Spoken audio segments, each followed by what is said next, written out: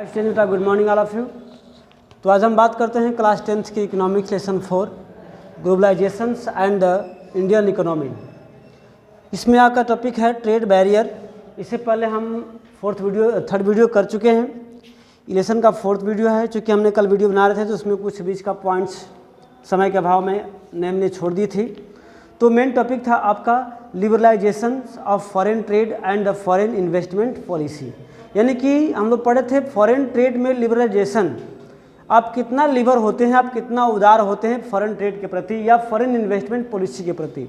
आप जितना उदार होते हैं, जितना आप लिबरल होते हैं, उतना ही आपका फॉरेन ट्रेड तेज़ी से स्प्रेड होता है और फॉरेन ट्रेड ज़्यादा आपके इन कंट्री में इन्वॉल्व होता है।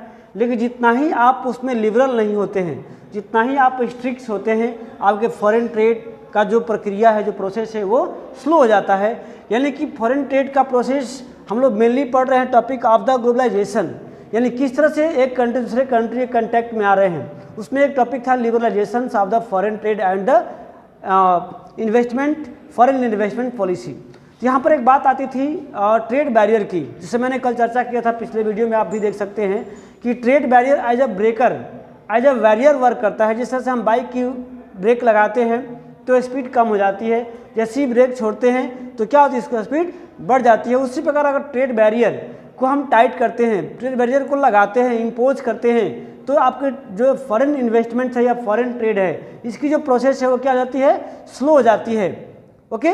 और जब हम इसको ट्रेड बैरियर को हटा देते हैं या उसे कम कर देते हैं, तो जो फॉरेन ट्रेड की स्पीड है या फॉरेन ट्रेड का जो एक्सचेंज है वो तेज़ी से बढ़ जाता है।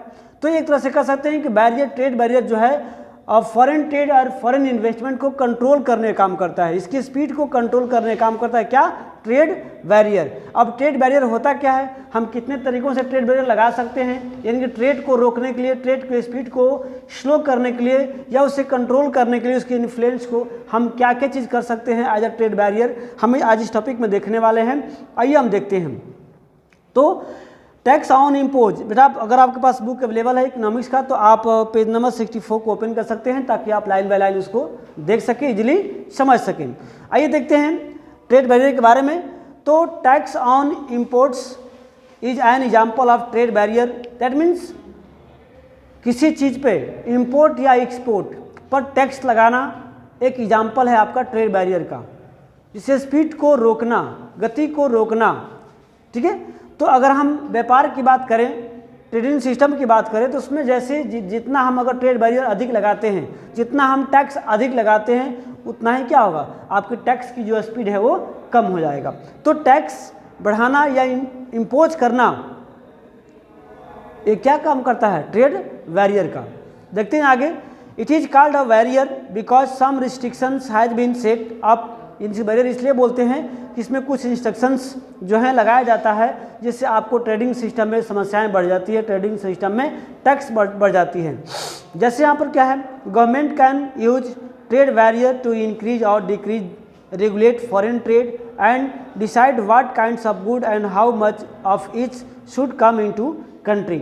यानी कि ट्रेड बैरियर के रूप में सरकार या तो टैक्स को बढ़ा सकती है, बैरियर को कम कर सकती है, बैरियर को आपको इंक्रीज कर सकती है। जैसे आपको ट्रेड को रेगुलेट करने के लिए कि कौन से आइटम हमारे कंट्री में इंपोर्ट हो, कौन से सामान जो हमारे कंट्री से एक्सपोर्ट हो, और कितना अमाउंट में हो, कितना अमाउंट में नहीं हो। इन सब बातें जो हैं एज अ ट्रेड बैरियर की तरह वर्क करते हैं। सपोज दैट गवर्नमेंट ने अगर टैक्स को 5% से अगर 15% इम्पोज कर देती है, यानी कि बढ़ा देती है, तो क्या होगा, जो लोग अदर कंट्री से हमारे कंट्री में ट्रेड करते हैं या अदर जो प्रोडक्ट्स है अदर कंट्री का हमारे कंट्री में इंपोर्ट करते हैं, उसकी जो क्वांटिटी है वो क्या हो जाएगी, धीमा हो जाएगी, कम हो जाएगा। यानी कि ट्रेड की जो स्पीड है वो आपकी कम हो जाएगी।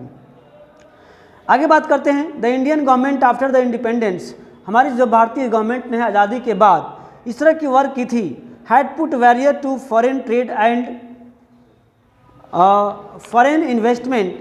हमारी गवर्नमेंट ने जब आप इंडिपेंडेंस हुआ 1947 में, इसके बाद हमारे गवर्नमेंट ने इंडियन इंडस्ट्री को इस्टेब्लिश होने के लिए, इसको उस कंडीशन में लाने के लिए कि हमारा कंट्री का जो इंडस्ट्रीज है या जो प्रोडक्ट्स है वो अदर कंट्री से कम्पीट कर सके, कंपेयर कर सके, इसलिए ट्रेड बैरियर लगा रखा था कि हमारे कंट्री के प्रोडक्ट जो है काफ़ी डेवलप हो जाए और हमारा इंडस्ट्री जो है काफ़ी नई टेक्नोलॉजी से मतलब एडवांस हो जाए, ताकि जो हमारे कंट्री का जो प्रोडक्ट निकले वो अपने कंट्री के साथ साथ फॉरेन कंट्री में सेल होने के लायक हो जाए। अगर ऐसा नहीं होता तो क्या होता, हमारे कंट्री का बैरियर नहीं लगाया गया होता तो हमारा कंट्री का जो इंडस्ट्रीज या कंपनी जो इतना एडवांस हुई, डेवलप हुई है, शायद वो नहीं होती।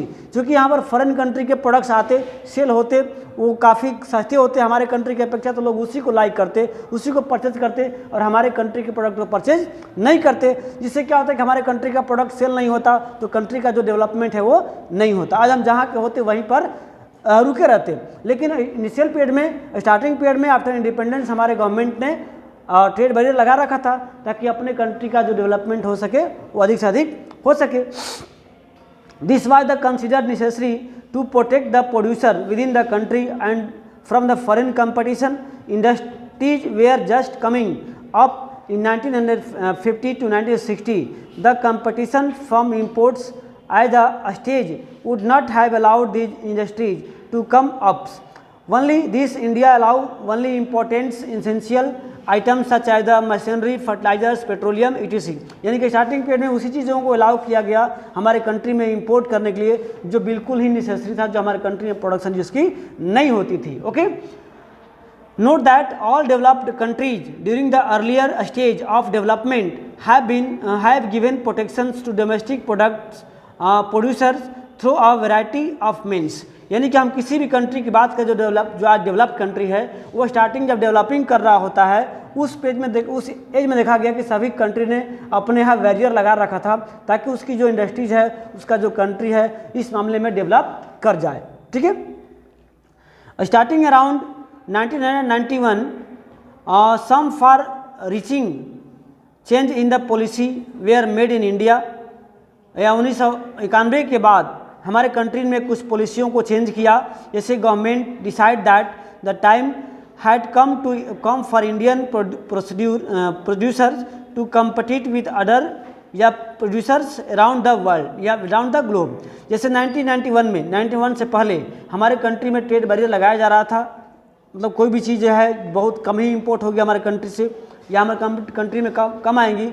लेकिन 1991 में गवर्नमेंट ने ऐसा महसूस किया कि अब हम अपने कंट्री के इंडस्ट्री को अदर कंट्री के इंडस्ट्री से कम्पीट कराने का समय आ गया है।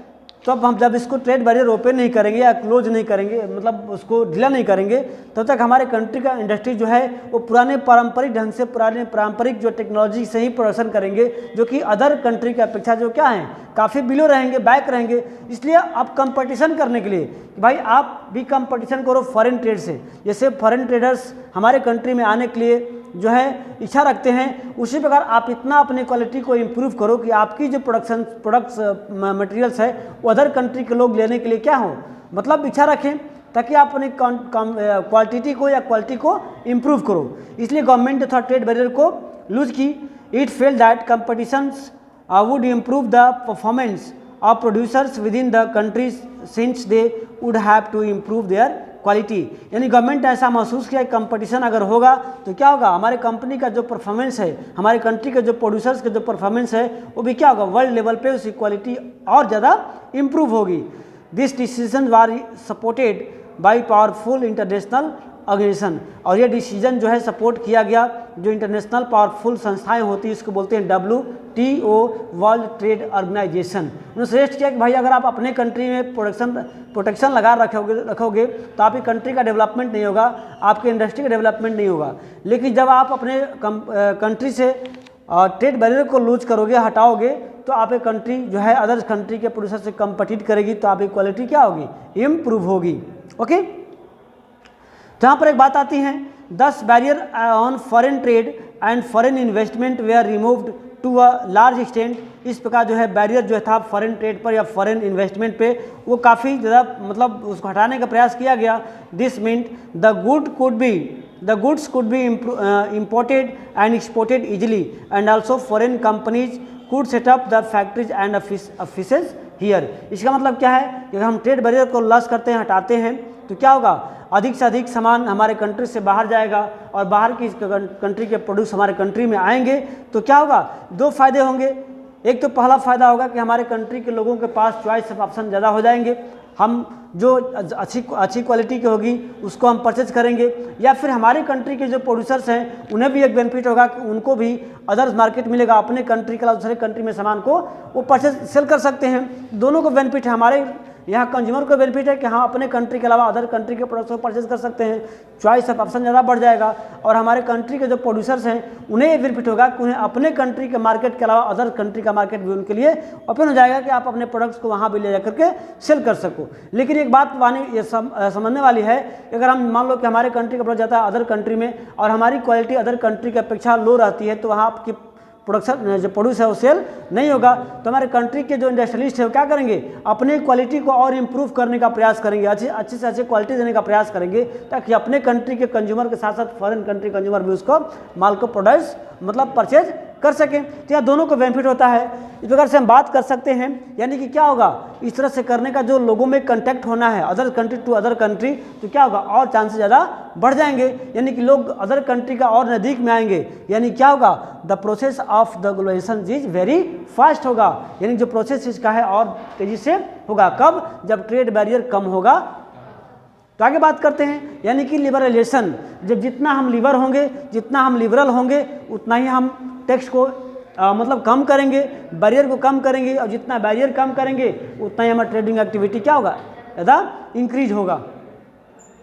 तो यहाँ एक निकल के आ रही है आपका डिफिनेशंस, रिमूविंग बैरियर्स और restrictions set by the government is what is known as liberalization, यानी कि जब गवर्नमेंट रिस्ट्रिक्शंस या बैरियर को हटा देती है या कम करती है, उसी प्रोसेस को क्या कहते हैं, लिबरलाइजेशन, उदारीकरण। अब क्या आप कितना उदार हैं, आप कितना लिबरल हैं, आप कितना लोगों को आने का अलाउ करते हैं, जितना आप अलाउ करेंगे उतना ही आप लिबरल माने जाएंगे, और जितना ही आप लिबरल होंगे उतना ही फॉरेन ट्रेड और फॉरेन इन्वेस्टमेंट आपके कंट्री से ज़्यादा होगा।